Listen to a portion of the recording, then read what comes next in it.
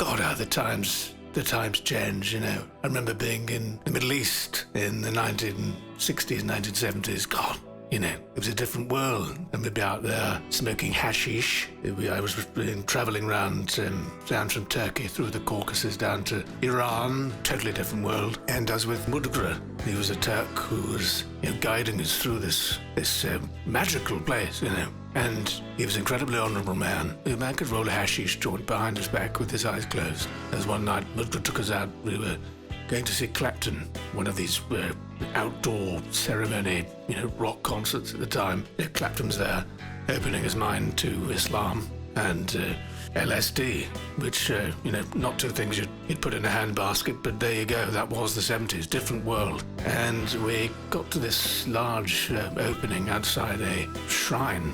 It must have been 60 foot tall, absolutely gorgeous golden roof. And there was Clapton on the balcony and playing completely on his own, clapped out of his mind, creamed out of his mind, and playing a song which I'd never heard. I'd never heard Clapton come up with in his life. He was playing a sitar. And I remember standing there watching him thinking, my goodness grief, you know, there's absolutely no way he's going to get down from that ledge. And anyway, he was playing for, you know, at least 45 minutes, and we were gathered down below, and we were talking to, you know, these young Turks, young women, some of them, passing the doobies back and forth, raging on about the Cultural Revolution, blah, blah, blah. I was talking to a Lebanese poet called Echanrin al-Rashar, who was doing really incredible things with poetry at the time. He was using letters rather than words, just random letters all over the page, and you'd have to piece together your own